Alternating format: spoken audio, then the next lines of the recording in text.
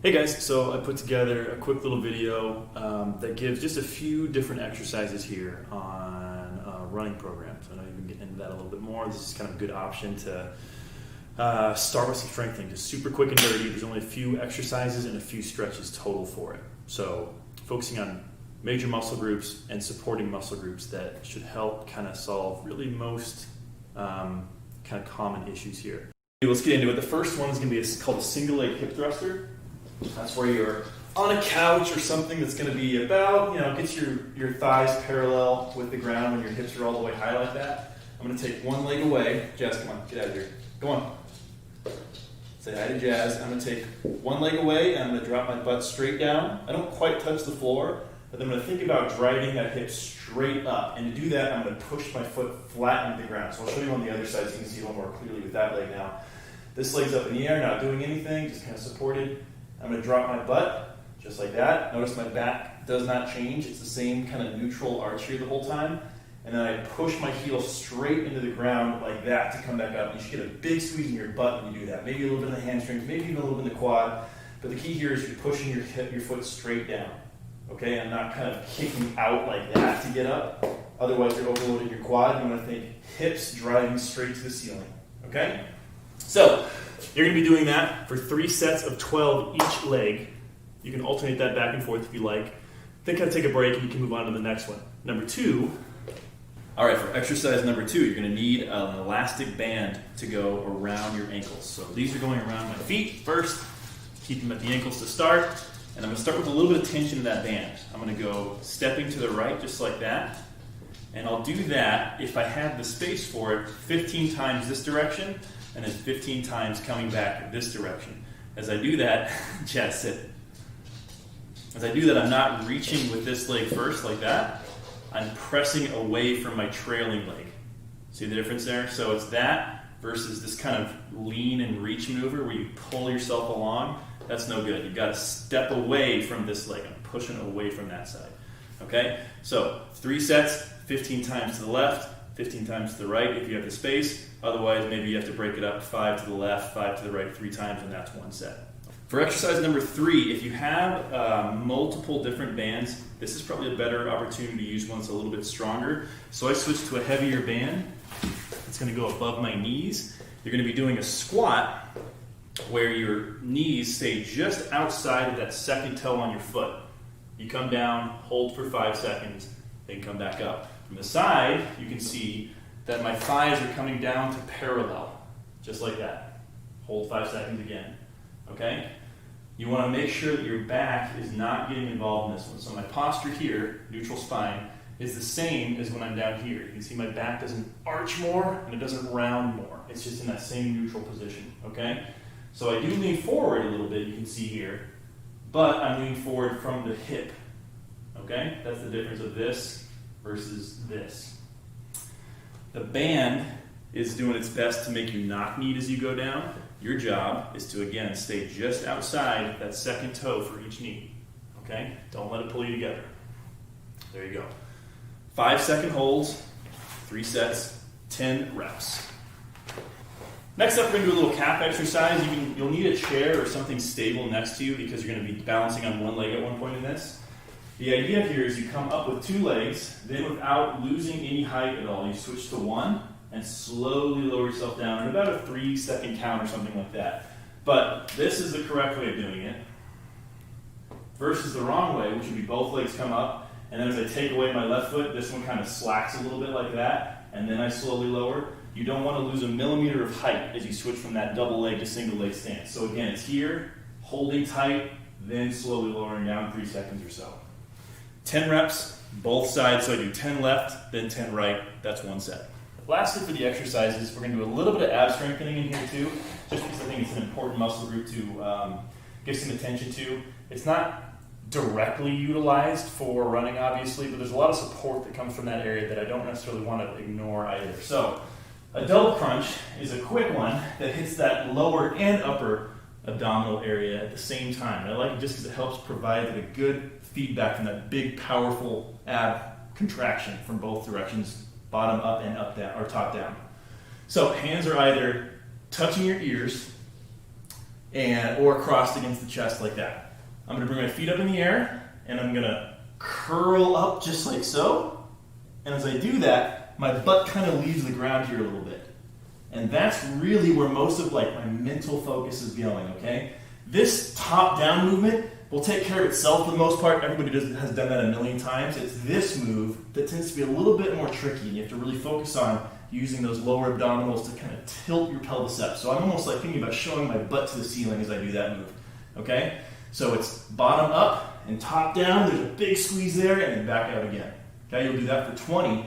Then without rest, you flip straight into a tall plank right here, okay? Hold that, and the idea here is that I should be able to kind of get some work going through my abdominals and then still have enough strength for them to hold me in this neutral spine position instead of dumping into my back or feeling the need to really round out like that. Stay tall, stay neutral, and hold that for at least 30 seconds. All right? While you're doing this, do your best to breathe normally as well. So my abdominals are able to contract while I'm still breathing in good, strong, deep breaths. I can breathe almost as fully as I can when I'm relaxed doing that, and that's diaphragmatic breathing, and that's what you should be able to do, okay? Versus using your rib cage to really expand like that. You should be able to rhythmically breathe normally there still. Okay, so that's it for the exercises. Moving on to stretches last. All right, this first stretch is called the couch stretch, and for good reason, I'm using the couch to do it. So I'm going to load up my knee and my foot up against something kind of tall. Like the arm for me is about as high. I maybe need something a little bit higher in order to keep my toe pointed like this. But once I'm there, I'm scooting my knee back almost all the way. In fact, if you can get all the way, that's pretty good. If you're not able to, don't feel too bad. I'm certainly not able to. But your goal is to get that knee as close to the couch as you can. And then from there, come up tall. Okay? So I'm already feeling a good stretch in my quad and my hips on there, but we're not quite done yet. You don't, again, want to make sure you're getting into that back to get up there. You can see my spine really arching. That's not doing anything for this hip complex here. So once I'm in this position, I think about tightening up my stomach. My abdominals are tight as I push myself up, and my butt, my glute muscle, is driving this way at the same time. So I'm pushing my glutes like that as I come up tall. And so I've got an arch here like I naturally should when I stand tall, but it's not this kind of arch, right? I'm not getting that kind of banana back style thing going. So come up tall, and right there I'm getting a ton of stretching. The front of my hip, down into my quad. Okay, keep those glutes tight here. 30 seconds, 2 times each side. Next up is a crossover glute stretch. You're going to be lying flat on your back. You'll bring one hand to the knee, one hand just maybe midway down your shin. I'm going to pull across to the opposite side of my chest. So my right knee comes over to my left pec, basically over my left shoulder. I'm pulling mostly at my knee, okay? And then just a little bit at this other hand down here on my shin. I'm using that to turn up. So mostly pulling across, and that's because you want to really support your knee. Doing this weird torquing movement on your knee isn't really ideal. So support that knee big time and pull that thigh across, okay? Don't let your hips roll away from the floor as you do that. You want to keep those things flat on the floor.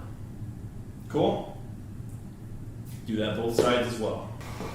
Last up for the stretch is going to be a long sit hamstring stretch. You can do this along the couch, or you can do it with a chair or something like that.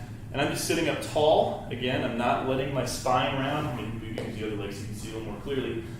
But I'm not letting my back round or really trying to make a goal to reach down my foot. And I can get pretty far down my shoe if I let my spine kind of round. You can see my back really rounding there. Again, this is all kind of related to spine stuff. I know I've been preaching neutral spine the whole time, but there's good reason.